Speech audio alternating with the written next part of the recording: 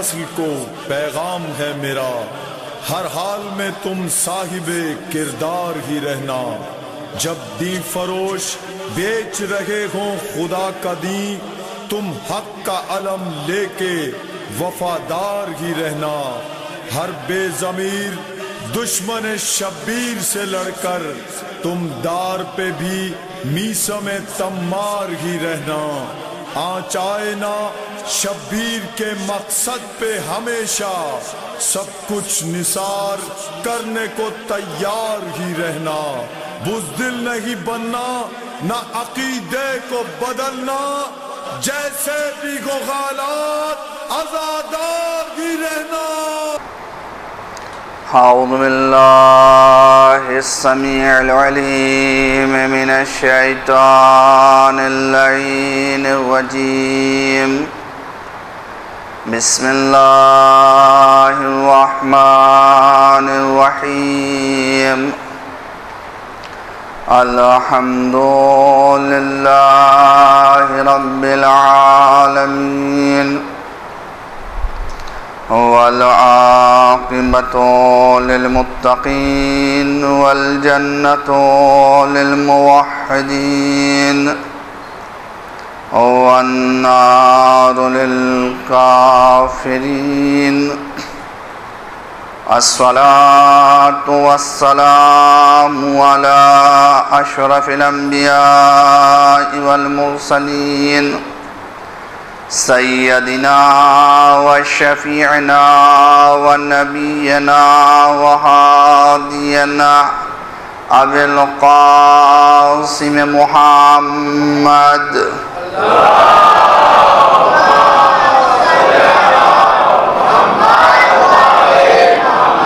وآله الطيبين الطاهرين المعصومين المظلومين، ولعنة الله على أعدائهم أجمعين من الآن إلى قيام يوم الدين۔ أما بعد فقد قال الله تبارك وتعالى في كتابه الكريم، بسم الله الرحمن الرحيم، والعصر إن الإنسان لفي خسر إلا الذين آمنوا وعملوا الصالحات وتواصوا بالحق وتواصوا بالصبر۔ صلوات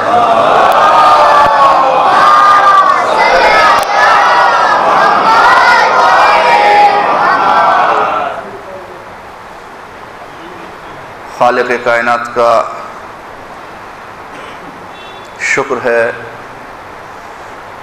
کہ اس نے قوت و طاقت عطا فرمائی کہ آج ہم اپنی گفتگو کے 5ویں مرحلے میں داخل ہو رہے ہیں۔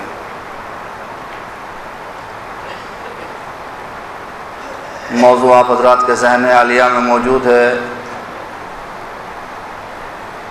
عمل صالح کے فوائد۔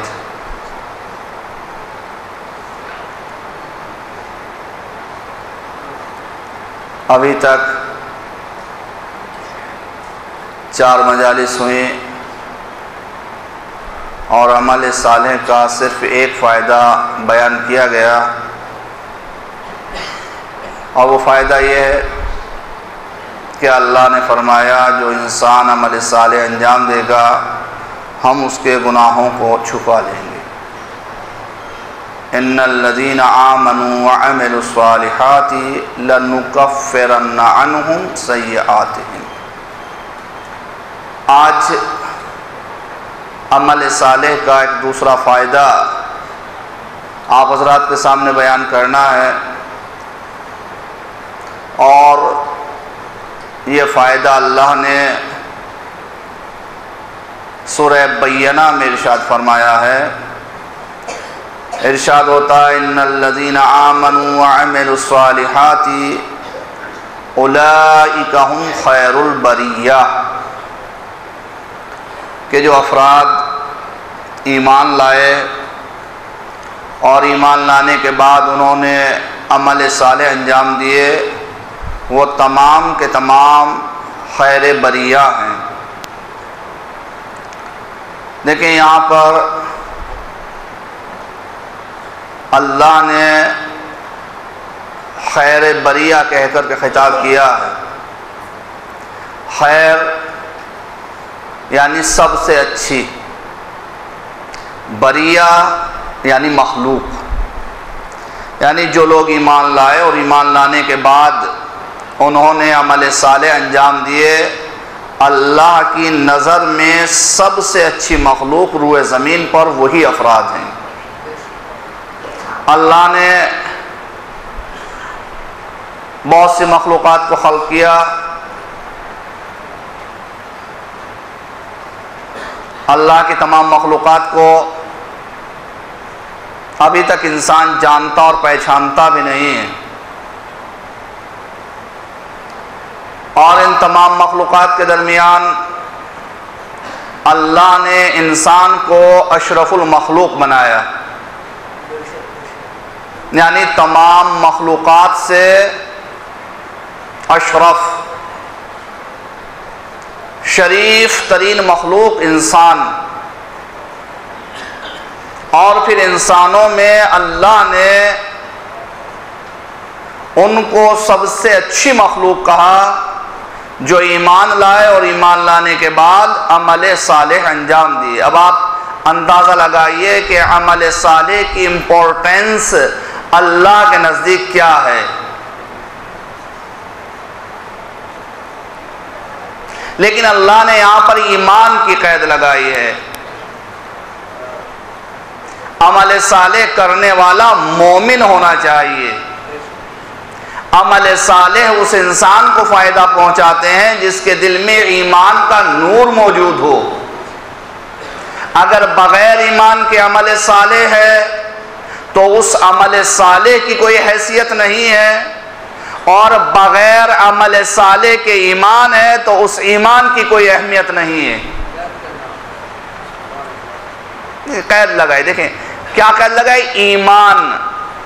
دیکھیں دو چیزیں پائی جاتی ہیں ہمارے درمیان جو اللہ نے قرآن کریم میں ایکسپلین فرمائی ہیں، ایک ہے اسلام، ایک ہے ایمان۔ دیکھیے اسلام الگ چیز ہے، ایمان الگ چیز ہے۔ ایمان و اسلام میں زمین و آسمان کا فرق پایا جاتا ہے۔ اسلام ایمان کی بنیاد بنتا ہے۔ اسلام الگ چیز ہے، ایمان الگ چیز ہے۔ یہ خطابت کے جملے نہیں ہیں، بلکہ خود اللہ نے قرآن کریم میں ارشاد فرمایا ہے، قالت الاعراب آمنا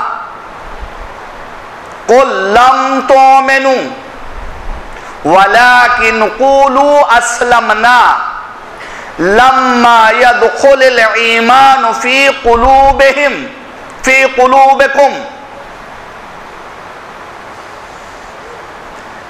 قرآن میں حکم ہوتا ہے کہ بدو عرب آپ سے آ کر کہتے ہیں میرے حبیب کہ ہم ایمان لے آئے۔ کون کہہ رہا ہے؟ بدو عرب، اعراب۔ کیا کہہ رہے ہیں؟ آمنا، ہم ایمان لے آئے۔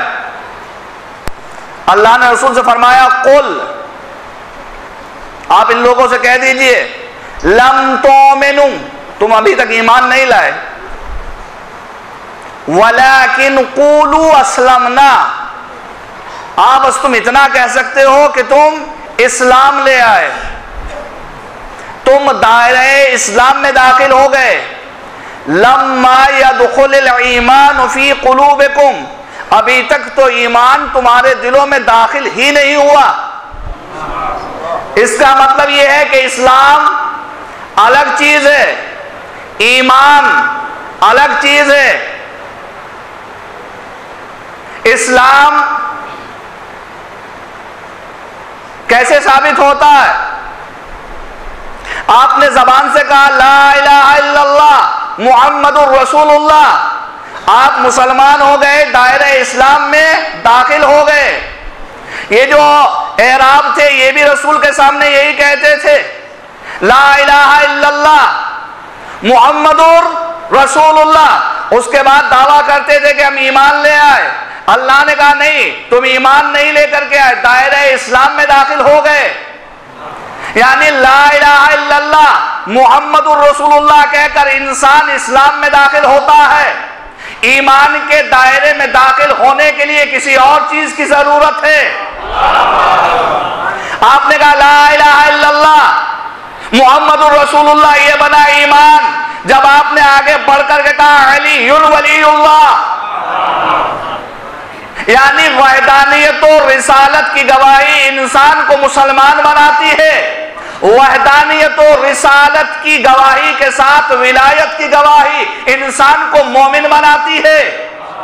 اب اگر کوئی صرف لا الہ الا اللہ اور محمد الرسول اللہ پر رک جاتا ہے تو اس سے علی کا کچھ نہیں بگڑتا، نقصان اپنا ہے، چونکہ انسان اس وقت تک منزل ایمان میں، دائرہ ایمان میں، ایمان کے سرکل میں داخل نہیں ہو سکتا جب تک اپنی زبان سے یہ نہ کہہ دے علی ولی اللہ۔ اچھا ادھر علی ولی اللہ کا اب ایمان کامل، اب ایمان کامل ہوا، اب اس کے بعد عمل صالح شروع ہوتا ہے۔ ایمان کے بعد عمل صالح، اب انسان جتنا زیادہ عمل صالح انجام دیتا چلا جائے گا اللہ کی نظر میں اتنا ہی بہترین مخلوق کا مصداق بنتا چلا جائے گا۔ دیکھیں یہ کچھ برادران جو دیر سے ہیں ان کے لیے ایکسپلین کر دوں، آج کا جو موضوع ہے عمل صالح کا فائدہ وہ ہے یہ ہے کہ انسان مومن جب عمل صالح انجام دیتا ہے تو پھر وہ اللہ کی بہترین مخلوق قرار پاتا ہے، جس کو قرآن نے کہا خیر البریہ۔ اچھا خیر البریہ ہیں کون لوگ؟ در منصور تفسیر کا نام ہے، اس میں روایت ہے کہ اصحاب بیٹھے ہوئے ہیں مسجد النبوی، پیغمبر اسلام کے گرد حلقہ کیے ہوئے، اتنے میں مولا کائنات کے گھر کا دروازہ کھلا، آفتاب امامت نمودار ہوا، آگے آئے سلام کیا، رسول نے اپنی برابر میں جگہ دی، کاندھے پر ہاتھ رکھا، فرمایا علی اور اس کے شیعہ قیامت میں صرف کامیاب ہے اور کوئی کامیاب نہیں ہے۔ در منصور کی روایت یہ ہے کہ اس کے بعد یہ آیت نازل ہوئی ان الذین آمنوا وعملوا الصالحات اولئک هم خیر البریہ، اور اس کے بعد در منصور میں روایت اور آگے اس کے بعد کہتے ہیں کہ اس کے بعد سے، اس آیت کے نزول کے بعد سے جب بھی علی نظر آتے تھے اصحاب کو تو اصحاب ایک دوسرے سے کہتے تھے دیکھو خیر البریہ آ رہے ہیں اس حالت میں۔ اچھا اسی تفسیر در منصور میں ایک دوسری حدیث ہے، روایت ہے، وہ یہ ہے کہ مولا متقیان علی ابن ابی طالب علیہ السلام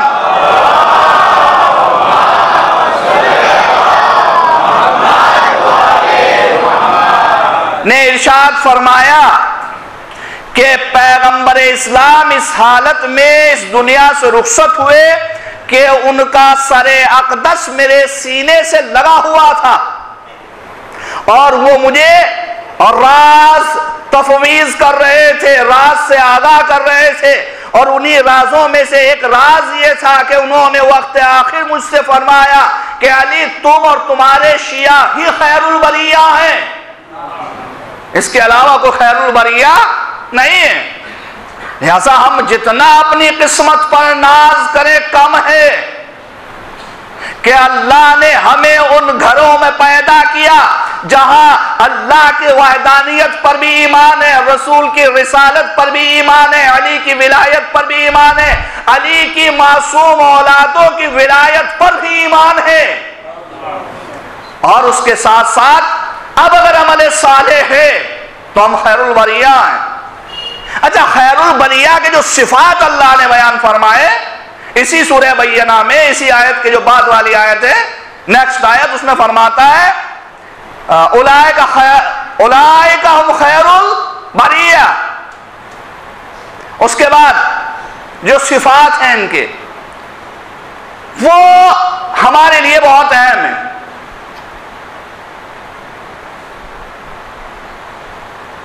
ہم سب کو ان صفات کی طرف متوجہ ہونا چاہیے. صفات اللہ نے کیا بیان کی ہے؟ رضی اللہ عنہم ورضوا عنہ. ان کی صفت یہ ہے کہ اللہ ان سب سے راضی ہے اور یہ اللہ سے راضی ہے. دیکھیں قرآن نے جو صفت بیان کی ہے خیر البریہ کی وہ کیا ہے؟ اللہ ان سب سے راضی ہے اور یہ سب اللہ سے راضی ہے. اور رضی اللہ عنہم اللہ ان سب سے راضی ہے. ورضوا عنہ یہ سب کے سب اللہ سے راضی ہے. کون؟ خیر البریہ. خیر البریہ کون ہے؟ علی اور علی کے چاہنے والے. لیکن منزل کی طرف لے جانا چاہتا ہوں. خیر البریہ کون ہے؟ علی اور علی کے چاہنے والے. اللہ خیر البریہ سے راضی ہے.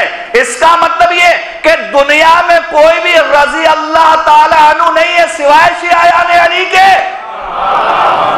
اگر کوئی یہ کہے، دیکھیں اپنی زبان سے کسی کو رضی اللہ تعالی عنہ کہنا اور بات ہے اور اللہ اپنی زبان سے کہے کہ میں ان سے راضی ہوں یہ اور بات ہے. اگر یہ ٹائٹل کسی کے اوپر جچتا ہے پھلتا ہے تو وہ صرف اور صرف شیعیان علی ابن ابی طالب علیہ السلام ہے. ایک صلوات پڑھے بر محمد و آل محمد.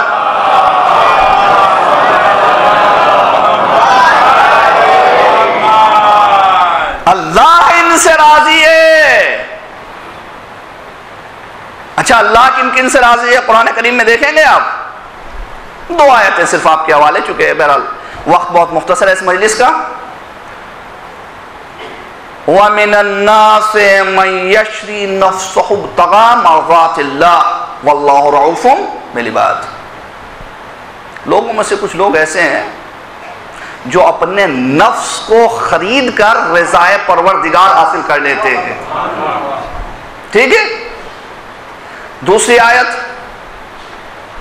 یا ایتھا النفس المطمئنہ ارجعی الی ربک راضیۃ مرضیہ. اے نفس مطمئنہ پلٹا اپنے رب کی طرف. کس حال میں؟ کہ تو اس سے راضی وہ تجھ سے راضی. تو 2 آیتیں اللہ کس سے راضی نہیں، تھوڑا ایکسپلین کر دوں. اللہ اس سے راضی ہے جو رسول کی جان بچانے کے لیے اپنی جان کو قربان کر دے. اللہ اس سے راضی جو رسول کی جان بچانے کے لیے اپنی جان کی بازی لگا دے. اللہ اس سے راضی ہوتا ہے جو رسول کی جان بچانے کے لیے اپنی جان کی بازی لگا دے. اس سے راضی نہیں ہوتا جو رسول کو تنا چھوڑ کر اپنی جان بچانے کی کوشش کرے. اور کس سے راضی؟ اور اس سے راضی جو باطل کی بیعت نہ کرے بلکہ اپنے سر کو دے دے. اللہ اس سے راضی جو اس کے دین کو بچائے. تب آواز دیتا ہے یا ایتھا النفس المطمئنہ ارجعی الی ربک راضیۃ مرضیہ. اچھا اللہ ان لوگوں سے راضی ہے. اچھا جو خیر بریہ ہے جن کو اللہ نے قرآن کریم میں خیر بریہ کہا ہے، ان کے صفات میں بیان کیے، ان کا کردار کیا ہے؟ بس ہم کو دیکھنا ہے کہ ہمارا کردار ان کے کردار سے ٹیلی کرتا ہے یا نہیں کرتا ہے. ہمارا کردار ان کے کردار و اخلاق سے ملتا ہے یا نہیں ملتا ہے. دیکھیں کیسے کیسے کردار ہے خیر البریہ کے. ایک نام آپ نے سنا ہوگا یقینی طور پر میرے بزرگوں نے، علی بن یقطین. سب نے سنا ہے نام. کون ہے؟ امام موسیٰ کاظم علیہ السلام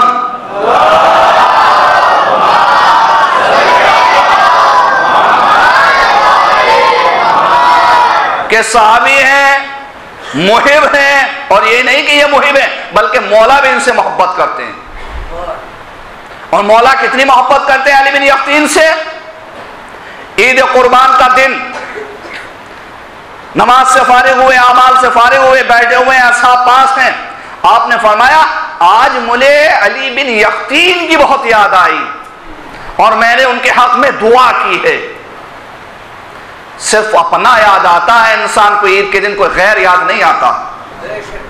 اور جس کو زمانے کا امام اپنی دعاؤں میں یاد کرے اور پھر اصحاب کے سامنے اظہار بھی کرے کہ آج مجھے علی بن یقطین کی بہت یاد آئی اور میں نے ان کے لیے دعا خیر کی، اس کا مطلب یہ کہ کتنا اعتماد ہے اور کتنی محبت کرتے ہیں امام اپنے اس چاہنے والے سے۔ یہی علی بن یقطین امام کے حکم پر ہارون رشید کی وزارت کے عہدے کو قبول کیا۔ امام نے فرمایا جاؤ، جا کر کے اس عہدے کو قبول کرو تاکہ ہمارے شیعوں کو کچھ فائدہ پہنچا سکو۔ دیکھیں سچا شیعہ وہی ہے جو دوسرے شیعہ کو فائدہ پہنچائے۔ ایک جملہ عرض کروں، شیعہ کی سیرت شیعہ کو فائدہ پہنچانا ہے، نقصان پہنچانا نہیں ہے۔ علی بن یقطین ایک مولا کے چاہنے والے ہیں، ابراہیم جمال، کوفے میں رہتے ہیں۔ ابراہیم جمال بغداد گئے ملاقات کے لیے، علی بن یقطین کے پاس اجازت چاہی، اجازت نہیں ملی، مایوس ہو کر کے واپس آ گئے، کسی نے اندر داخل نہیں ہونے دیا تاکہ جا کے اپنی بات کہہ سکتے۔ علی بن یقطین نے اجازت نہیں دی۔ کچھ دن کے بعد ماہ ذی الحجہ آ گیا، علی بن یقطین حج کے لیے مکہ پہنچے، حج کے ارکان ادا کرنے کے بعد زیارت امام کے لیے مکہ میں آئے، دروازے پر پہنچے، اجازت چاہی، اجازت نہیں ملی۔ علی بن یقطین اجازت نہیں ملی، واپس پلٹ آئے۔ لیکن یہ مولا کے چاہنے والے ہیں، دیکھیں مولا کا چاہنے والا کبھی بھی مولا کے کسی حکم سے ناراض نہیں ہوتا،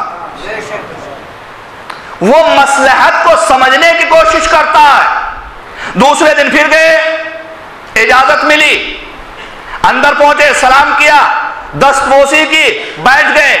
سب سے پہلا سوال، دیکھیں جو حقیقت میں شیعہ ہوتا ہے نا، وہ ہمیشہ کوشش کرتا ہے کہ کہیں مجھ سے کوئی غلطی تو نہیں ہو گئی، لہذا سوال کیا مولا کیا مجھ سے کوئی خطا ہوئی ہے کہ کل مجھے آپ نے ملاقات کی اجازت نہیں دی؟ کہا علی بن یقطین تم سے غلطی ہوئی ہے۔ کہا مولا وہ کیا؟ کہا کہ غلطی یہ ہوئی ہے کہ ہمارا چاہنے والا ابراہیم جمال تمہارے دروازے پر پہنچا تم سے ملاقات کے لیے اور تم نے اس کو ملاقات کی اجازت نہیں دی۔ علی بن یقطین تم حج کر کے آ رہے ہو، تمہاری صحیح اس وقت تک قبول نہیں ہوگی جب تک تم ابراہیم جمال کو راضی نہ کر لو۔ دیکھیں ایک شیعہ کا اگر دل دکھایا ہے تو معاملہ کہاں تک پہنچتا ہے۔ نماز تو نماز، حج بھی قبول نہیں ہے۔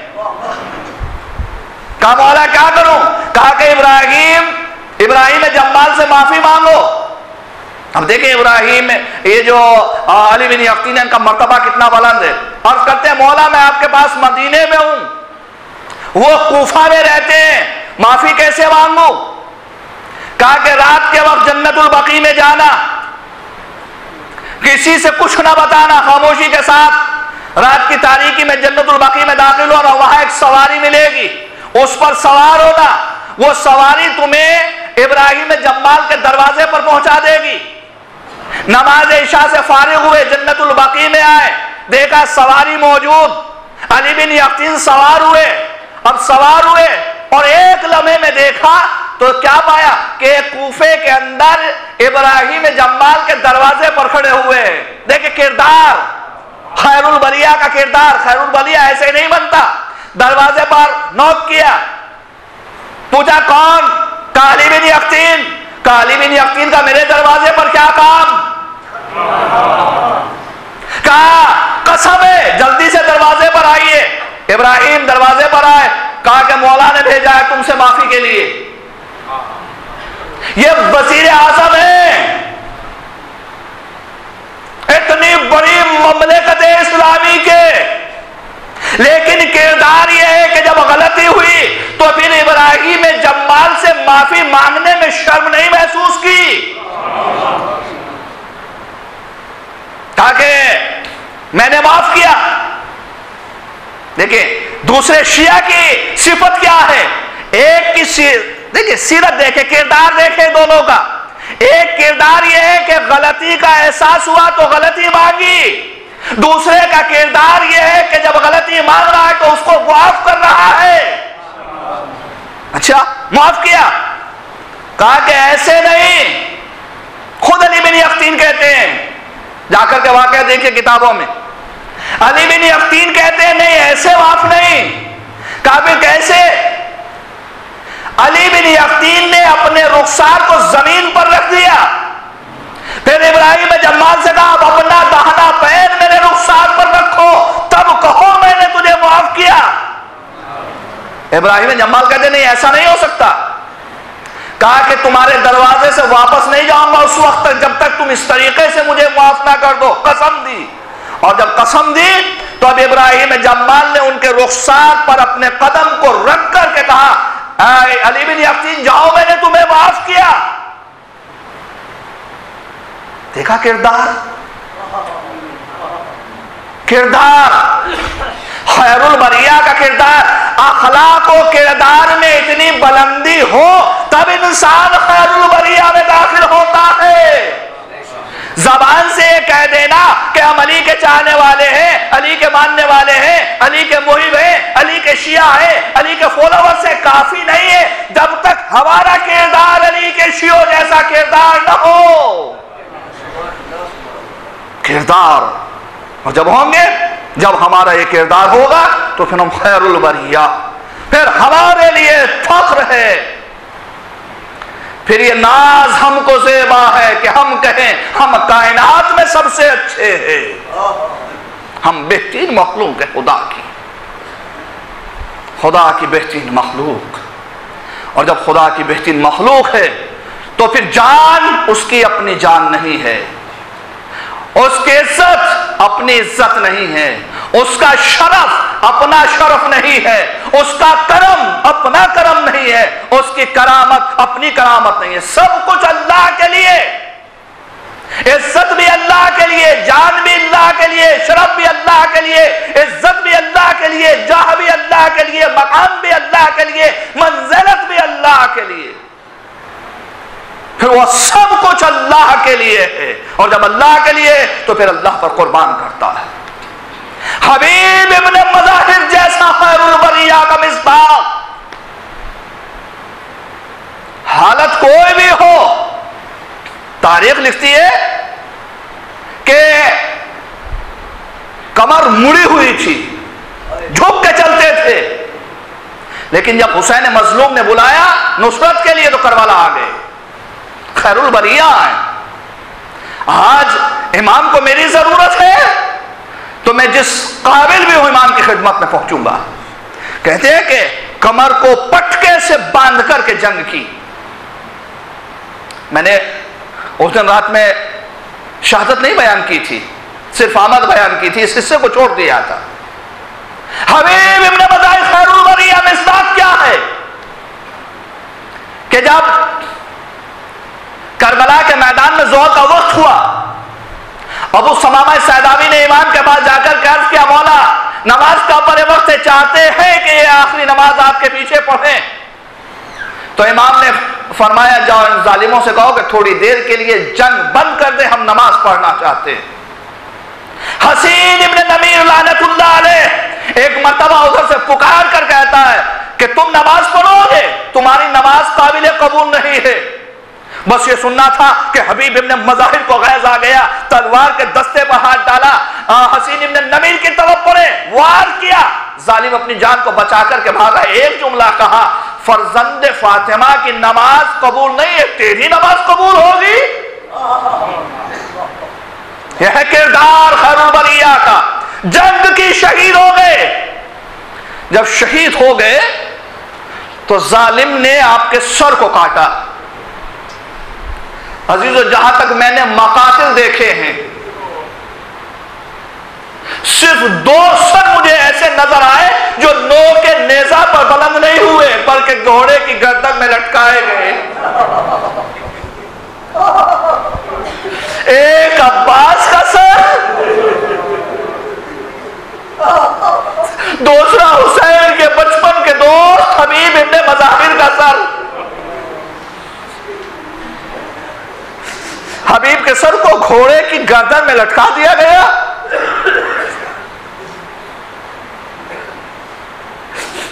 اور عالم یہ تھا کہ جب گھوڑا چلتا تھا گھوڑے کے زانو بار بار حبیب کے سر سے ٹکراتے تھے.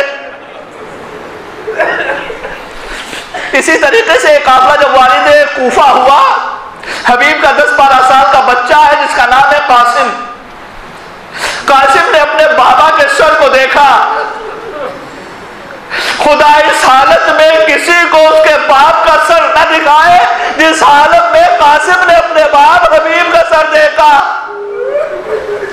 جب دیکھا کہ میرے بابا کا سر گھوڑے کی گردن میں لٹکا ہوا ہے اور ظالم اس کو گھوڑے کو کانوے پر لگا ہوئے چاروں طرف گھما رہا ہے, تو راوی کہتا ہے کہ میں نے دیکھا کہ ایک بچہ ہے جو اس گھوڑے کے پیچھے پیچھے چل رہا ہے, اس سے الگ نہیں ہوتا. یہاں تک کہ وہ گھڑ سوار جب دربار میں داخل ہوا تو یہ بچہ بھی پیچھے پیچھے داخل ہوا. جب یہ باہر آیا تو یہ بچہ پیچھے پیچھے باہر آیا. ایک مرتبہ اس گھڑ سوار نے دیکھا کہ بچہ مجھ سے جدا نہیں ہوتا. ایک مرتبہ کہتا ہے بچے کیا بات ہے, تو کافی دیر سے میرے پیچھے پیچھے چل رہا ہے, تو کیا چاہتا ہے؟ کہا کہ میں تجھ سے یہ چاہتا ہوں کہ یہ سر مجھے دے دے. کہا کہ اس سر سے تیرا رشتہ کیا ہے؟ کہا کہ میرے بابا کا سر ہے, یہ سر میرے حوالے کر دے تاکہ میں اسے دفن کر سکوں. ظالم نے سر دینے سے انکار کر دیا, سر کو لے کر کے چلا گیا. ابن زیاد کے دربار میں سر پیش کیا. ہائے قاسم, روتا ہوا رہ گیا. میں کہوں گا قاسم ارے صبر کرو, یہ آپ کے بابا کا سر آپ کو نہیں ملا. ارے سید سجاد نے بھی بابا کا سر مانگا, سید سجاد کو بھی سر نہ دیا گیا. انا للہ وانا الیہ راجعون. وسيعلم الذين ظلموا ايام ينقلبون. ماتم حسین.